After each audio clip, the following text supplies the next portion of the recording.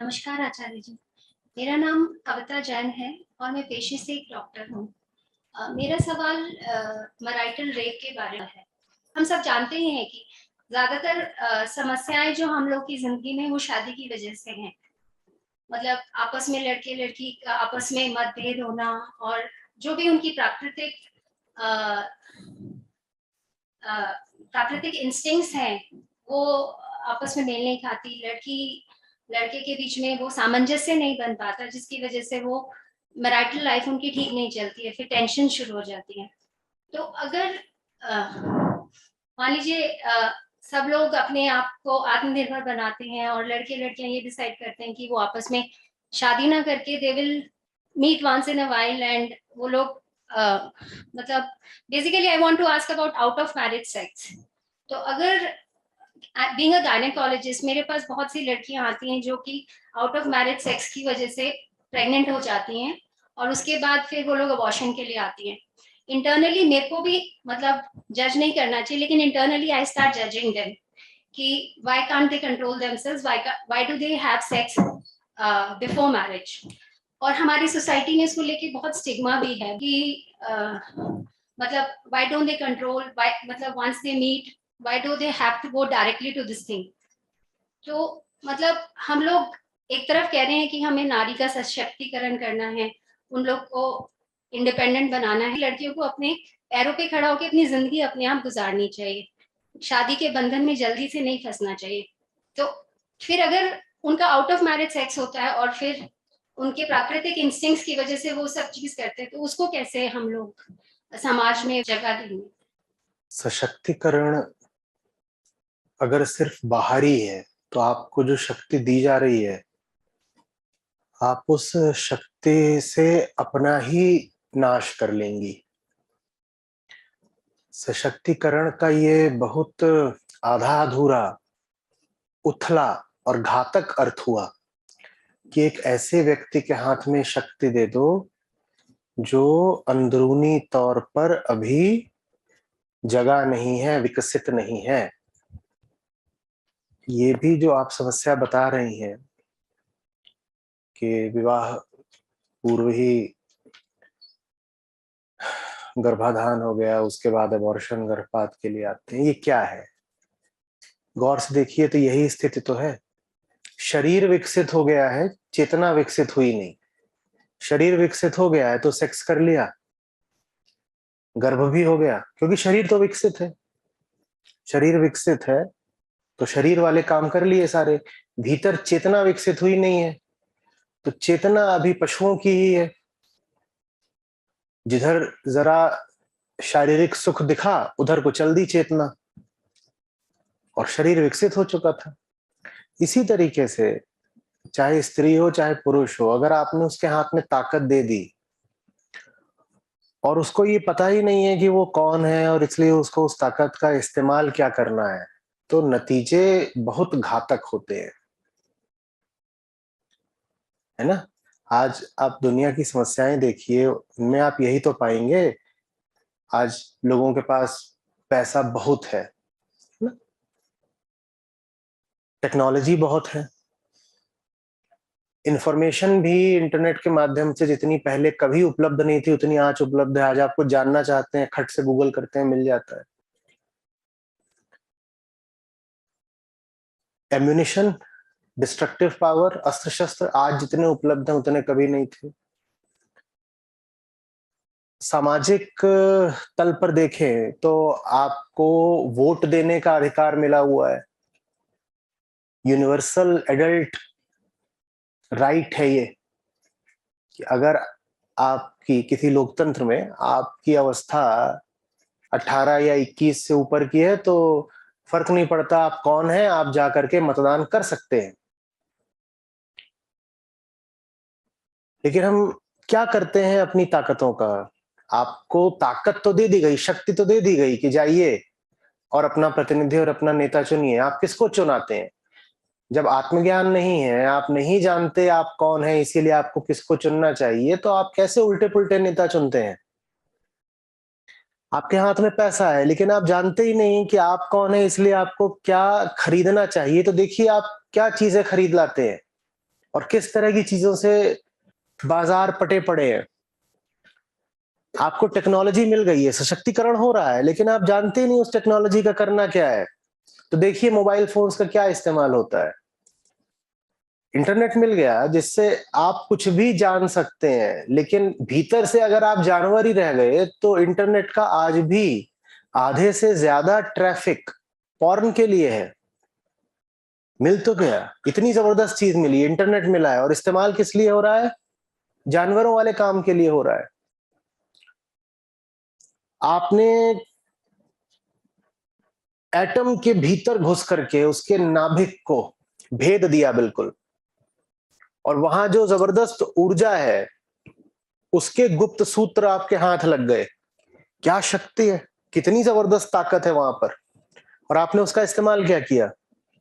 आज दुनिया को जितना लाभ नहीं मिल रहा है न्यूक्लियर एनर्जी से, उससे ज्यादा बड़ा खतरा सर पर तलवार की तरह लटक रहा है कि न जाने कब न्यूक्लियर वॉर हो जाए। हमने न्यूक्लियर एनर्जी को साधा, उससे लाभ तो ये हुआ है कि न्यूक्लियर पावर प्लांट्स हैं, उनसे एनर्जी आती है, पर न्यूक्लियर पावर प्लांट से जितना फायदा मिल रहा है उससे कहीं ज्यादा बड़ा खतरा खड़ा हुआ है। कोई नहीं जानता ये रूस यूक्रेन युद्ध कब आणविक युद्ध में तब्दील हो जाए। तो ये होता है जब शक्ति होती है लेकिन भीतर अंधेरा होता है। अब उस शक्ति का बहुत गलत इस्तेमाल होगा। मैं जब महिला सशक्तिकरण की बात कर रहा हूं तो मैं यही नहीं कह रहा हूं कि महिला के हाथ में पैसा दे दो, ताकत दे दो, सारे तरीके के अधिकार दे दो। मैं कह रहा हूं पहले उसकी भीतरी चेतना तो जागृत करो। नहीं जागृत करोगे तो देखिए, नर हो नारी हो, हैं तो सब जानवर ही ना। नर पशु जैसे होते हैं वैसे ही नारी पशु भी होते हैं। या ऐसा है क्या कि अगर बच्चा पैदा हुआ है तो उसमें पशुता ज्यादा होगी, और बच्ची पैदा हुई है तो थोड़ी कम पशु होगी? नहीं, ऐसा कुछ नहीं है, एक ही प्रजाति है नर नारी। अगर एक जानवर है तो दूसरा भी जानवर है। आत्मज्ञान के, आंतरिक जागृति के अभाव में दोनों बराबर के जानवर हैं। तो महिला सशक्तिकरण की जब मैं बात करता हूं तो उसमें अनिवार्य रूप से आंतरिक शिक्षा, आध्यात्मिक जागृति सम्मिलित है, अनिवार्य रूप से। नहीं तो महिला के हाथ में ताकत आएगी तो वो उस ताकत का उतना ही उल्टा पुल्टा और घातक इस्तेमाल करेगी जितना कि पुरुषों ने अपने हाथ की ताकत का करा है।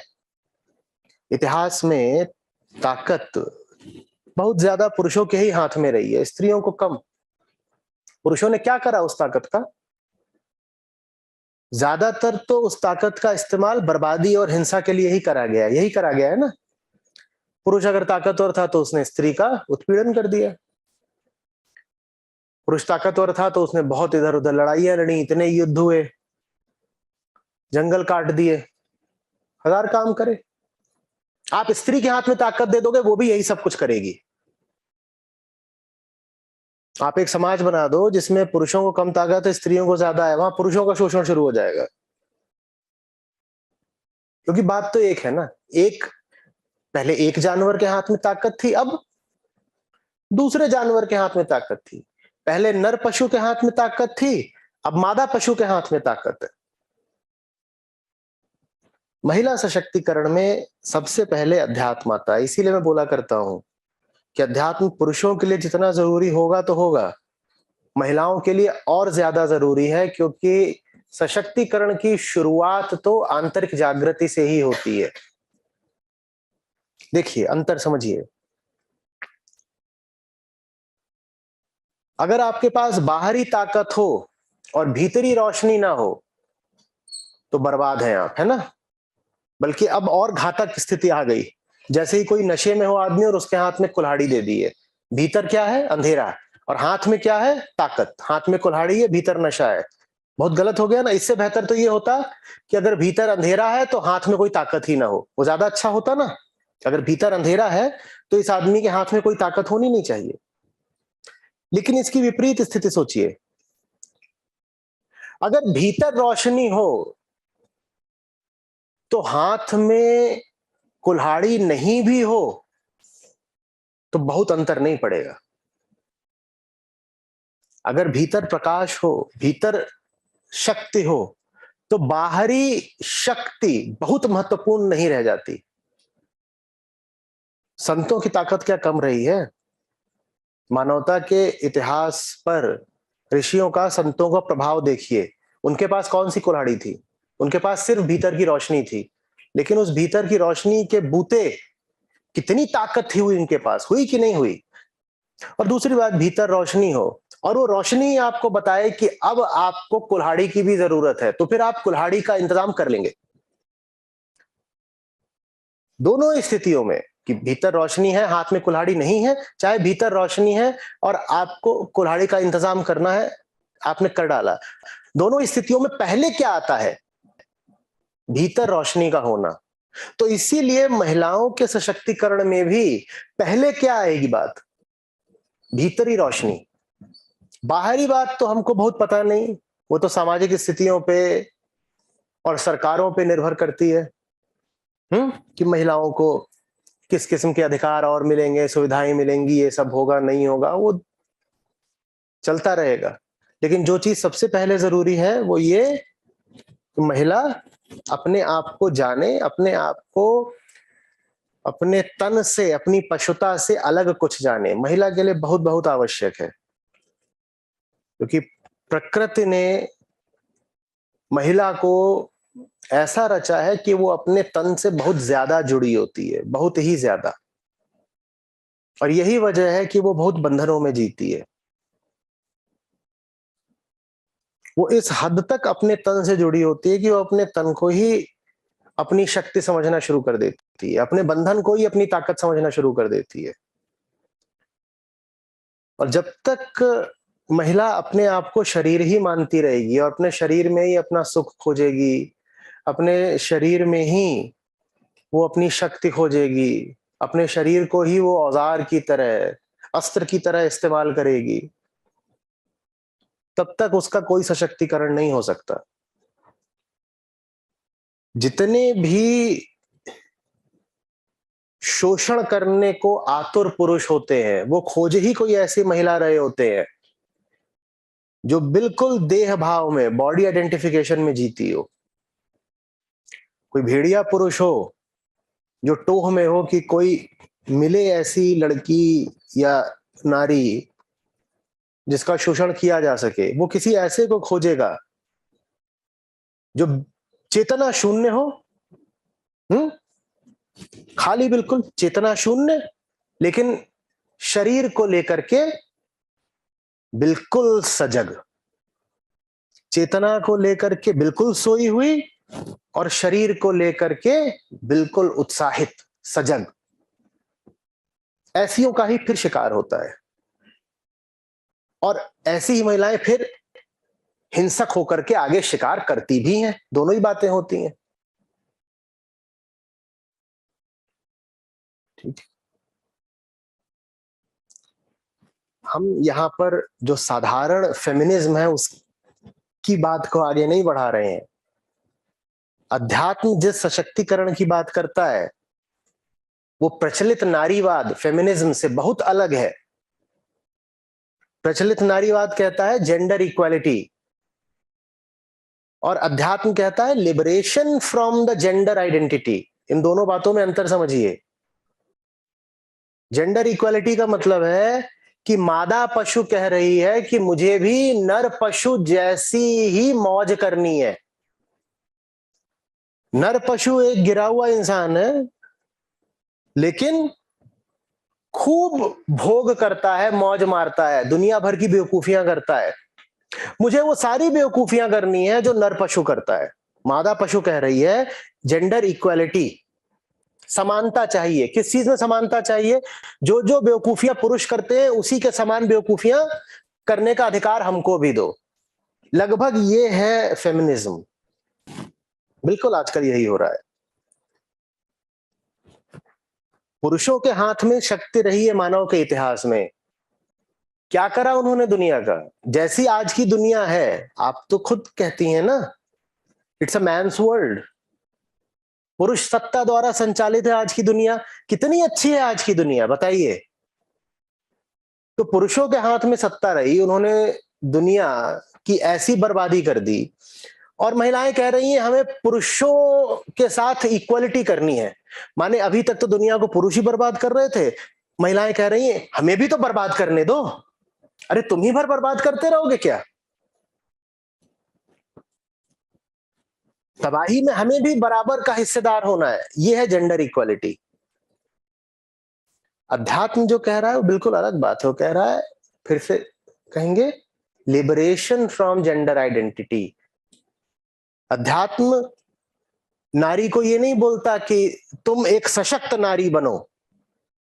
अध्यात्म नारी को बोलता है पूछो अपने आप से, नारी की देह बने बने ही जीना है या अपने आप को चेतना रूप जानना है?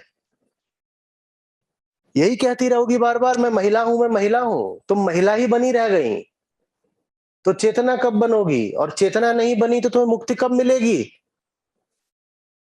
फेमिनिज्म बोलता है बी एन एम्पावर्ड वुमन।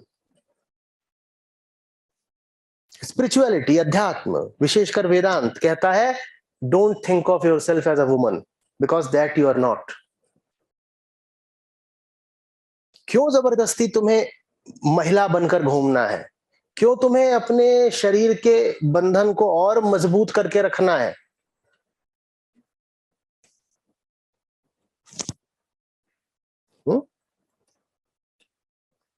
रोशनी नहीं है, ताकत मिल गई, अधिकार मिल गए, शक्ति मिल गई, उच्छृंखलता बढ़ेगी बस।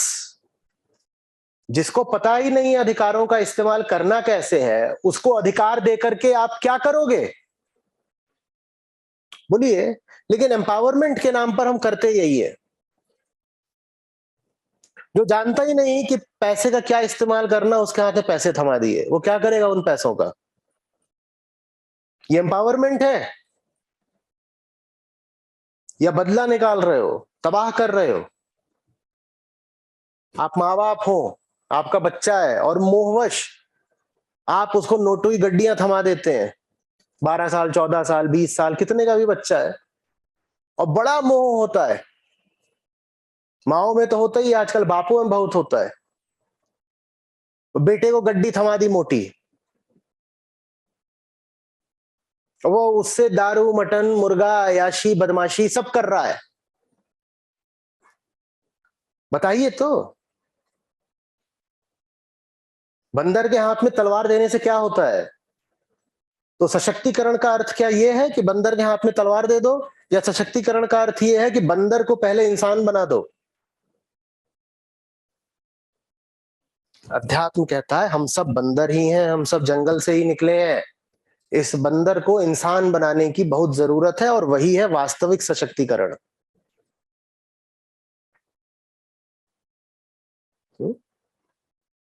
नमस्कार आचार्य जी। जैसे अभी प्रश्न हुआ और पिछले सत्र में भी मैंने एक प्रश्न पूछा था कि जैसे अभी आप बता रहे थे कि सहमत, देखो कि सहमत, अगर जैसे जो जो महिलाएं होती है उन्हें कहा ही यही जाता है कि तुम्हारा सर्वोपरि धर्म तो गृहस्थी ही है, अगर उनमें पोटेंशियल होता भी है तो। जैसे अभी भी बात हुई, और तो इसमें क्या कहना चाहिए?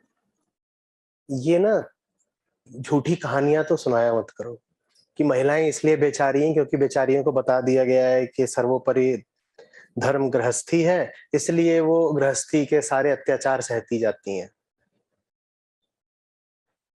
जैसे अगर एक टर्म होती है पैट्रियार्कल बार्गेन, उसका अर्थ जानते हो क्या होता है?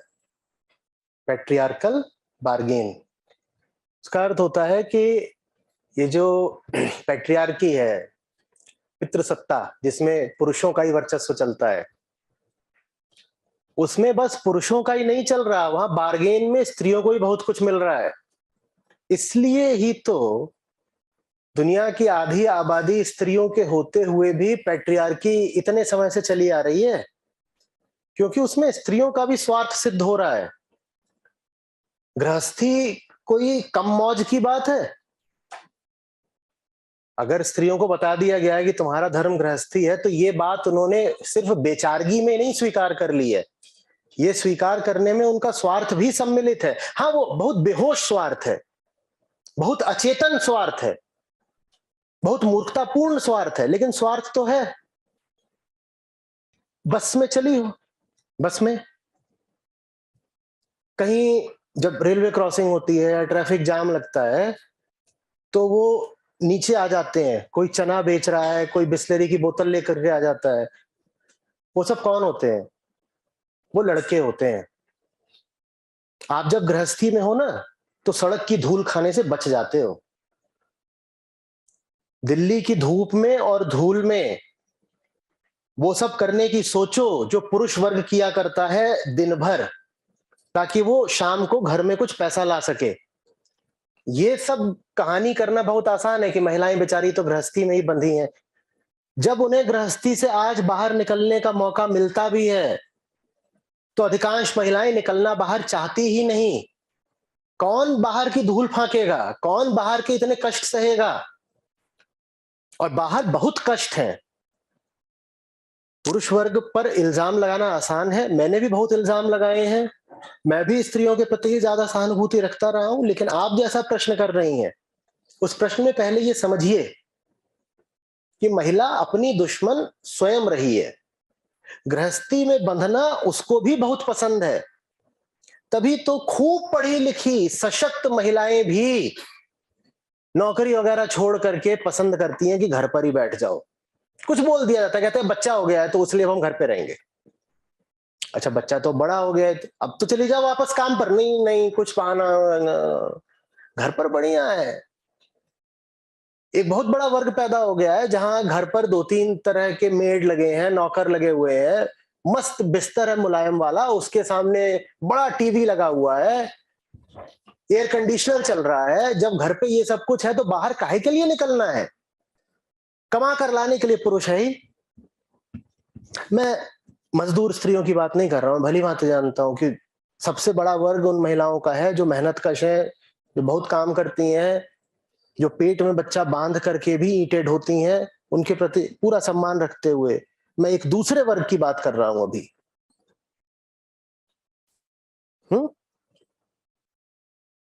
आप जिस पीढ़ी से आती हैं वो हर तरीके से लिबरेटेड है। हमारी डॉक्टर मित्र है यहाँ पे, अभी वो कह रही थी, गायनेकोलॉजिस्ट है, कि आपकी ही पीढ़ी की लड़कियां आती रहती हैं कि उन्होंने सेक्स कर लिया खूब, अब अबॉर्शन कराने के लिए आई हुई हैं।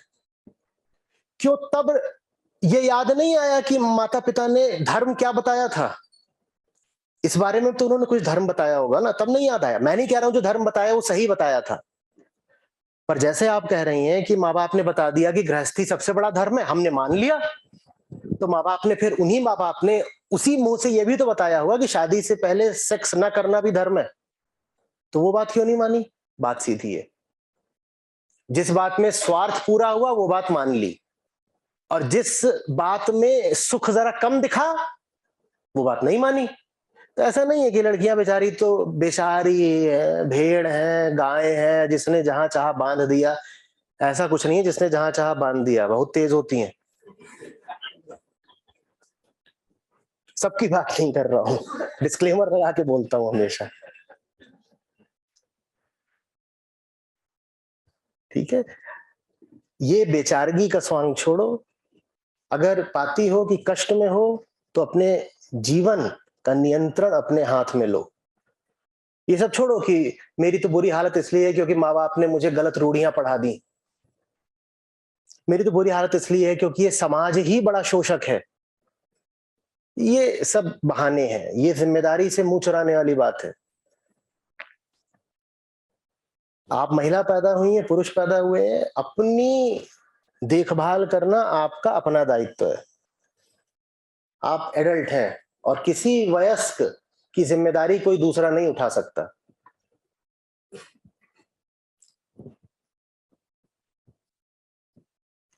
अपना शुभ अपने हाथ। बाकी बहाने बताने का, मजबूरी गिनाने का कोई अंत नहीं होता कभी। आपको विक्टिम बने रहने में ही सुख लेना है तो विक्टिम कार्ड खेलने का सुख तो बहुत बढ़िया होता है और बड़ा गहरा। खींच लेते रहिए वही सुख। लेकिन अगर आप वास्तव में तब्दीली चाहती हैं, अपनी बेहतरी चाहती हैं, तो कहिए मैं जिम्मेदारी उठाती हूँ, जिंदगी मेरी है, मैं स्वयं इसे बेहतर बनाऊंगी।